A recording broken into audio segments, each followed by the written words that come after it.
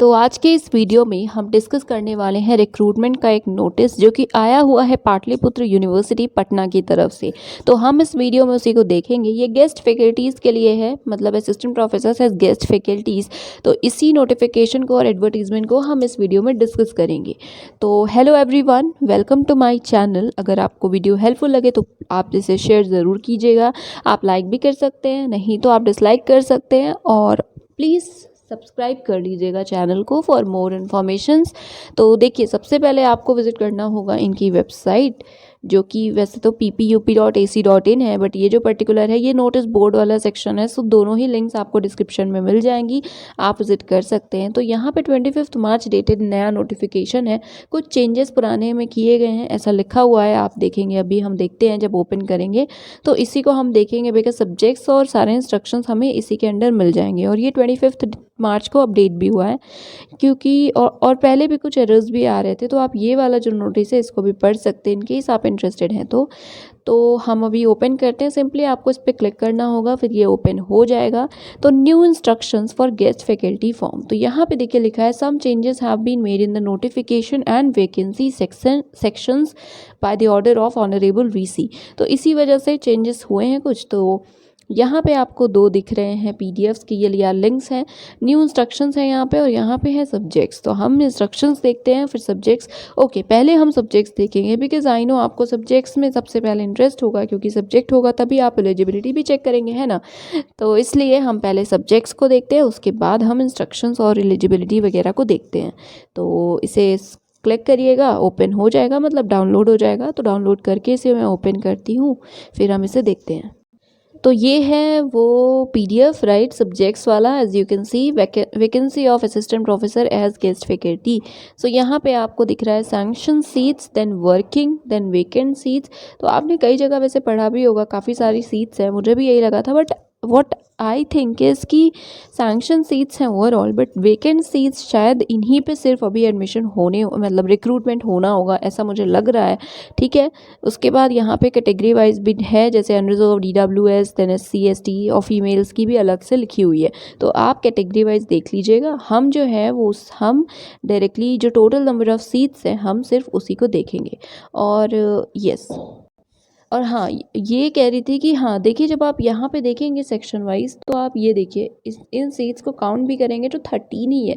तो sanction seats हैं भले ही 1200 समथिंग, बट जो वेकेंट सीट्स हैं उनकी बात करें तो वो हैं टोटल 471।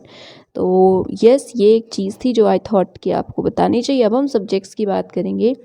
सो सबसे पहले AI and AS। Yes, AI and AS total seats 13 है, जिसपे अभी वेकेंट सीट्स हैं, जिन पे अभी होगी रिक्रूटमेंट, ऐसा आई एज्यूम, राइट। उसके बाद हम बात करते हैं सेकंड, जो कि है बांग्ला, जिसमें कि 5 सीट्स हैं। बॉटनी में टोटल 41 सीट्स हैं, केमिस्ट्री में 54, कॉमर्स में सिर्फ 2 हैं, इकोनॉमिक्स में 26, इलेक्ट्रॉनिक्स में 7, इंग्लिश में 9, इन्वायरमेंटल साइंस में 25 हैं, देन ज्योग्राफी में 17, हिंदी में 25, हिस्ट्री में 13, होम साइंस में 5, LSW में 4, मैथ्स में 30, म्यूज़िक में 2, पाली में 12, फिलॉसफी में 15, फिज़िक्स में 48, देन पोल साइंस में 19 है। उसके बाद प्राकृत में 2 है, साइकोलॉजी में 27, पबैड में है 4, देन आर इकोनॉमिक्स में है 1 ओनली, देन संस्कृत में है 2, सोशोलॉजी में 8, देन उर्दू में अगेन 8 है, जूलॉजी में 38 एंड लॉ में 9। तो ओवरऑल जो वेकेंट सीट्स हैं फ़िलहाल वो हैं 471। टोटल सैंक्शन तो यस 1268 है, ऑलरेडी वर्किंग में 797 मेंशन्ड है, और वेकेंट में है 471। तो ये कुछ इन्फॉर्मेशन थी जो इस पर्टिकुलर PDF से मुझे लगी और मैंने आपको प्रोवाइड की। बाकी अगर 1268 पे हो तो अच्छी बात है, बट ऐसा होगा नहीं। 471 सीट्स पे ही जो है एप्लीकेशंस इन्वाइट किए गए हैं, राइट। सो यस, ये थी इन्फॉर्मेशन। अब हम इंस्ट्रक्शंस को देखते हैं, दूसरे वाले PDF जो न्यू इंस्ट्रक्शंस हैं उनको।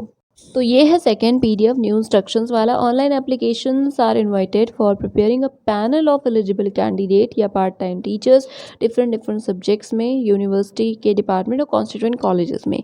बाकी सारी इन्फॉर्मेशन अभी हम देखते हैं। सबसे पहले यहाँ पे क्या है, सो एप्लीकेशन स्टार्ट होगी 27 से, या जो सारी चीज़ें आपको मिल जाएंगी वेबसाइट पे 27 मार्च से।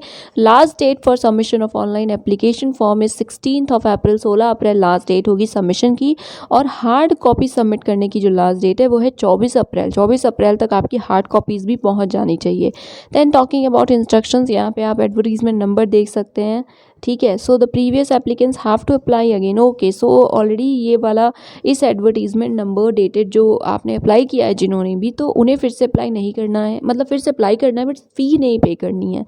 तो ठीक है, ये थी। उसके अलावा चेंज हो सकता है number of post and vacancies.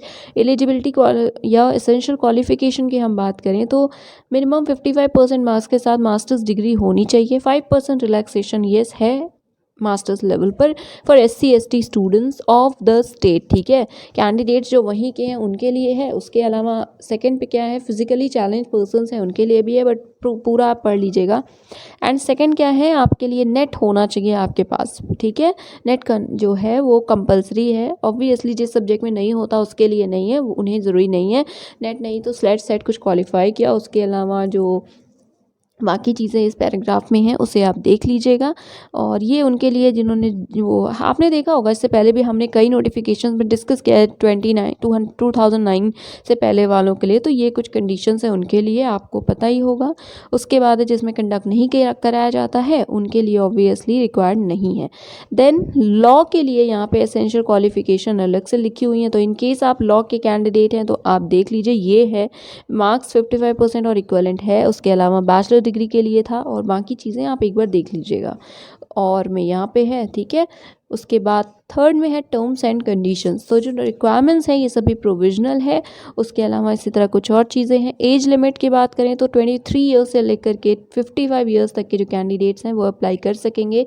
31 मार्च तक आपकी 23 ईयर्स से होनी चाहिए मिनिमम, ठीक है, उससे ज़्यादा हो और 55 से कम हो, ठीक है, ये बात थी। उसके अलावा जो 2018 में जिन्होंने अप्लाई किया था उनके लिए वही क्राइटेरिया उस टाइम के अकॉर्डिंग होगा, ठीक है।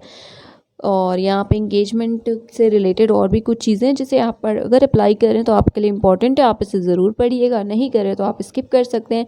एप्लीकेशन प्रोसेस की बात करें तो यहाँ पे फ़ी है कितनी है एप्लीकेशन की, सो 1000 रुपीज़ है फॉर अनरिजर्व या general category candidates, and 750 for OBC BCs candidates, and ₹50 for SC/ST category के कैंडिडेट्स एज प्रोसेसिंग चार्जेस, ठीक है, ये हो गया। उसके अलावा लास्ट डेट बताई 16 अप्रैल है, और फ़ी रिफंड नहीं होगी किसी भी हाल में। देन कैंडिडेट्स को क्या करना है, जब फाइनल सबमिट कर लीजिएगा, और पेमेंट का भी, ठीक है, दोनों का रिसिप्ट आप और प्रिंट आउट जो है फाइनल दोनों ही आप प्रिंट कराइए, ठीक है।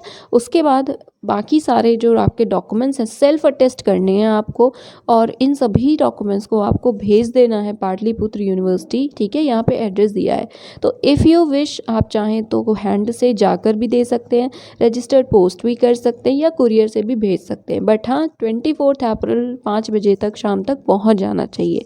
उसके बाद है आपको और भी क्या चीज़ें करनी है। So candidates are required to attach a self addressed envelope 16 हाँ सही तो है, 16:10 सेंटीमीटर की साइज़ हो उस एनवेलप की। सेल्फ एड्रेस्ड किया हुआ वो एनवेलप भी आपको भेजना है along with all the documents, ठीक है, इसके साथ। और 40 रुपीज़ का स्टाम्प पेपर या स्टाम्प भी आपको उस एनवेलप पे फिक्स करके भेजना है, ठीक है।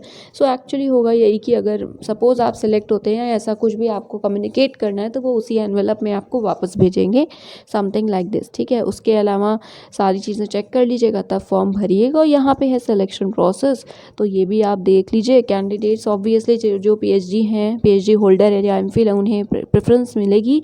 एंड यहाँ पे या तो PhD या तो MPhil दोनों की ही आपको जो बेनिफिट्स हैं नहीं मिलेंगे, या MPhil का मिलेगा या PhD का। देन यहाँ पे और भी कुछ चीज़ें हैं जो आप देख सकते हैं। देन इंपॉर्टेंट इंस्ट्रक्शंस हैं कुछ, यस तो ये थी इन्फॉर्मेशन और ये थे इंस्ट्रक्शंस। आई होप कि जो इंपॉर्टेंट चीज़ें हैं वो आपको पता चल गई होंगी। और भी कुछ है तो आप इनके वेबसाइट पर विजिट कर सकते हैं, इनको कॉन्टैक्ट कर सकते हैं किसी क्लैरिफिकेशन अगर चाहिए तो, राइट। सो ये था video, that is it, thank you so much.